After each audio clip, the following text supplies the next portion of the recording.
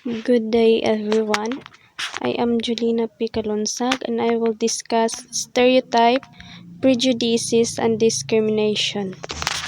But before we start, let's read our let's read the objectives.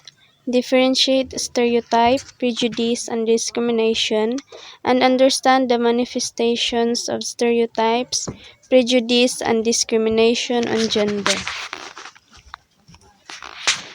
So, what is stereotypes? Stereotypes are an overgeneralized belief about a particular group or class of people, according to Cardwell 1996. It can be helpful in simplifying things. After all, there are 7.7 billion people on the planet. When we meet someone for the first time, we associate with them certain characteristics and abilities that we usually based on the group they belong to. So, stereotype, it is a fixed idea or belief about a group of people that is often not too simple and not always true. It helps people quickly categorize others, but it can lead to wrong assumptions. So, 'di ba, when we meet someone for the first time, you might assume things about them based on their nationality, gender, or job without really knowing them as an individual. So, it's like like judging someone without really knowing them based on their nationality, job, or appearance.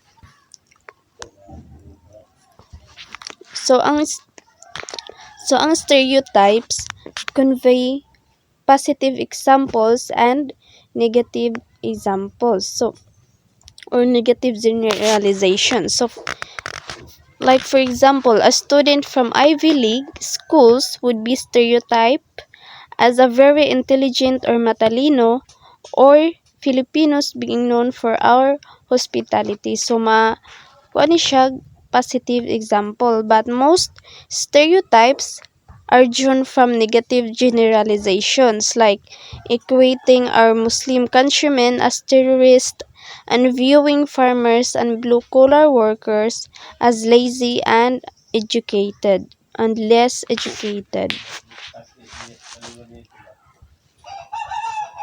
Stereotype can be categorized as explicit and implicit. So, explicit meaning the person is aware that they have these thoughts towards a group of people and they can say it aloud. So, ang explicit stereotype, this means a person knows they have a certain belief about a group of people and can openly say it. For example, someone says all women are bad at driving. So, they are aware of this belief and express it, or they can say it aloud.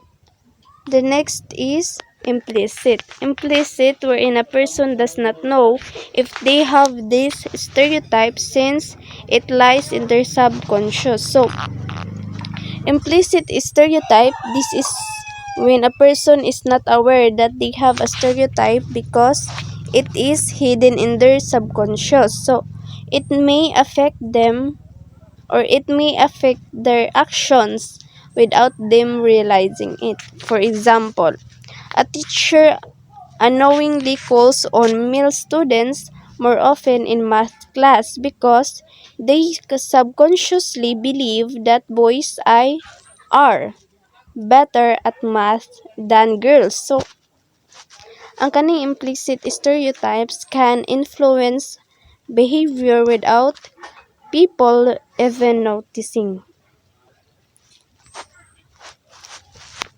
The next is prejudice. Prejudice is an unjustified or incorrect attitude, or usually negative, towards an individual based solely on the individual's membership of a social group, according to MacLeod 2008.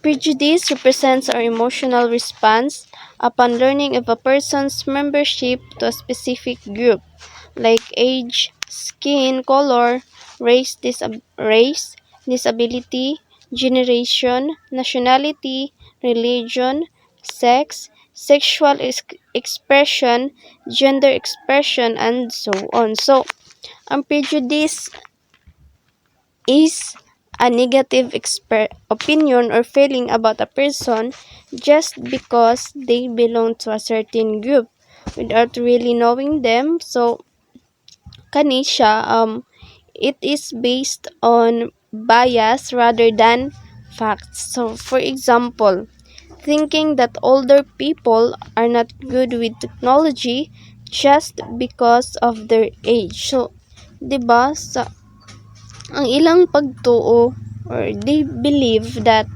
ang mga older people is not good at dili sila good magamit og technology since kay kuan naman sila murag wa na tiguwang naman daw sila, so di na daw sila kabalo di daw na sila kabalo or di wala sila knowledge on how to use technology. Next example is believing that women are weak and cannot do certain jobs. So ang ilang pananaw or ilang kuan sa babae is weak, dili nila kaya nga mubuhat og mga trabaho, mubuhat og trabaho nga daghan kayo because ang pananaw nila sa usa ka babae is weak, way kusog, hina, mahinhin. So prejudice is not based on personal experience but on general beliefs about a group, which can lead to unfair treatment. So, this negative attitude or prejudice can be dangerous since it often leads to negative actions and behaviors.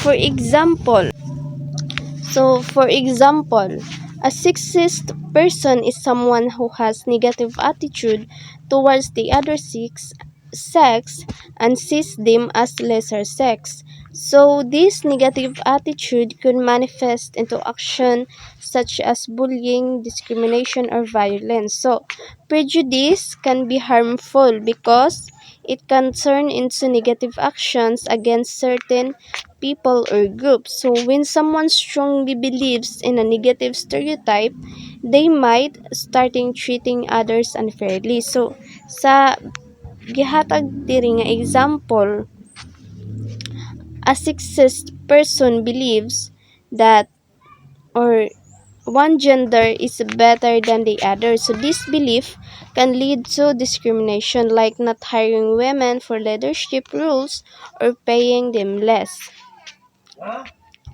So prejudice can also lead to bullying, unfair treatment, or even violence against certain groups. So these actions can hurt people and create unfair societies where certain groups have fewer opportunities. Discrimination. Discrimination refers to actions or behaviors towards an individual or a group of people. According to the United Nations, discriminatory behaviors take many forms, but they all involve some form of exclusion or rejection. People who are discriminated are are treated worse than the way people are usually treated just because they belong to a certain group or they have certain characteristics. So we all we already know what is discrimination. Discrimination happens when people are treated unfairly just because they belong to a certain group. It is not just like about thoughts or beliefs like sa prejudice, but actual actions that exclude or harm others. So, according to the United Nations na ang discrimination can happen in many ways, but it always involves unfair treatment, exclusion, or rejection. So, here are A few examples of discrimination. The first one is genocide. So, what is genocide? Genocide is the action of recognizing someone as different so much that they are treated inhumanly or degraded. So, genocide happens when a group of people is seen as so different that they are treated as less than human. So this leads to extreme cruelty, violence, and even mass killing. It is done to destroy a race, religion, or culture. People are hurt, forced out of their homes or killed because of their identity. So ang genocide is a terrible crime that causes deep suffering. Ang history has seen genocide. So ang kaning genocide nakuan siya sa history like the Holocaust and the Rwandan genocide. So the world works to prevent genocide and protect human rights. So diri everyone deserves to be respect no matter the race or beliefs and even their background. Next is the apartheid. So apartheid means separateness. So it is a form of racial discrimination wherein one race is viewed as less than the other, resulting in separation of black and whites and the mass murder of Jews in concentration camps. So, apartheid, meaning separateness, was a system of racial discrimination in South Africa in 1948 to 1994. So, under apartheid, the white minority controlled the country and enforced laws but separated black and white people in all aspects of life. Mapakuan man sa eskwelahan, sa trabaho, sa neighborhoods, and even public spaces.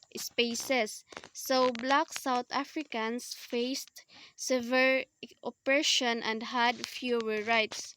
So, ang mga black daw kay ginadaog-daog og kuan na sila karapatan. The mass murder of Jews in concentration camps refers to the Holocaust, which was carried out by Nazi Germany during the World War II. So, while both were forms of racial discrimination, they were separate historical events. The next one is gender discrimination. Discrimination is another common form of discrimination. Statistically, women earn less than men and are often relegated to be solely responsible for child rearing and house chores. Men, on the other hand, are discriminated in household responsibilities such that they are perceived as less manly when they do their share of house chores or when they become stay at home husbands. So, discrimination happens when people are treated unfairly because of their gender. So, 'di ba ang babae often face lower pay than men for the same job and are expected to handle most household chores and childcare. So this limits their opportunities in careers and leadership. So men also experience discrimination because when taking on roles traditionally seen as women's work like being stay at home dads or doing house chores. So ang society good sometimes no kay views them as less manly for this. So gender discrimination affects both men and women, reinforcing unfair stereotypes. So true equality means allowing everyone to choose the rules freely without judgment or limitations based on gender. The last one is the LGBT LGBT discrimination. LGBT discrimination happens when LGBT people are treated as lesser than straight people. Discrimination happens early in their childhood as they get bullied when they act differently or dress differently than the other kids. During adolescence, they get judged, bullied, or physically assaulted as they explore and express their sexuality. So, here it explains how discrimination against LGBT individuals occurs at different stages of life. So, di ba, sa pagkabata nila, LGBT children or those perceived as different may experience bullying if they behave or dress in ways that do not conform to traditional norms. So this means that even at a young age, they can face exclusion or mistreatment just for expressing themselves differently. So pag ma-adult na ka sa adolescence, as they grow older and begin to explore their identity, they may face even more intense discrimination, di ba? This can include being judged, verbally harassed, bullied, or even physically attacked because of their sexual orientation or gender identity. So, LGBT individuals often experience discrimination from a young age, making it a persistent issue throughout their lives. Restricting opportunities or privileges that may be available to other groups or discrimination like the right to vote in national elections. In the Philippines, women only gained the right to vote in 1937, and before that, Filipino women had no legal rights to own properties.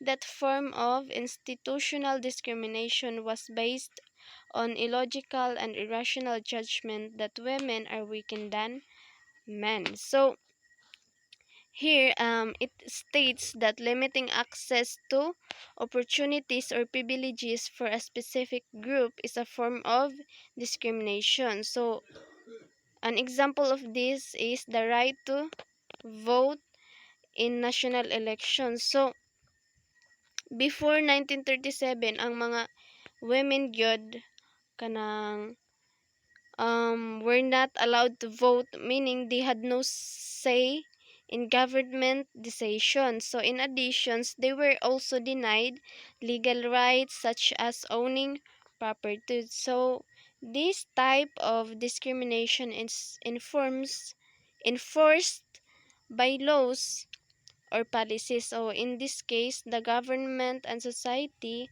upheld the belief that women were weaker than men, so which was unfair and irrational reason to deny them rights. Freedom and equality. Article 1 of the Universal Declaration of Human Rights, or UDHR, states that all human beings are born free and equal in dignity and rights. This declaration was drafted by member countries of the United Nations, including the Philippines, in 1948. This monumental document outlines the fundamental rights of every human being that should be protected by everyone at all times. So, UDHR states that all people are born free and equal in both dignity and rights. So, this means that everyone, regardless of their race, gender, religion, or background, should be treated with respect and have the same rights. So, ang the United Nations also drafted this declaration in 1948 after World War II to promote peace, justice, and equality worldwide. So, apil diri ang Philippines, or Philippines was the one of the countries that helped create this document. So, The purpose of the UDHR, or the Universal Declaration of Human Rights, it serve as a guide for governments and societies to ensure that everyone is treated fairly. So it emphasizes that these rights should always be protected. So this passage, or this message, highlights that freedom of equality is a fundamental human right that must be respected by all nations and individuals. Its preamble recognizes that the inherent dignity and all of the equal and inalienable rights of all members of the human family is the foundation of freedom, justice, and peace in the world. So, this preamble emphasizes the importance of human dignity and equal rights as the foundation of a just and peaceful world. So, inherent dignity, every person has value and worth simply by being human regardless of their background, status, or beliefs. So, ang equal and inalienable rights, all people are born with rights that cannot be taken away or inalienable, and these rights should be equal for everyone. And also, in foundation of freedom, justice, and peace, when people's rights and dignity are respected, societies can achieve through true freedom, fairness, and harmony. So discrimination and oppression, on the other hand, lead to conflict and injustice. So this preamble serves as the core principle behind the Universal Declaration of Human Rights, reminding the world that human rights are essential for a just and peaceful society. And that's all. Thank you.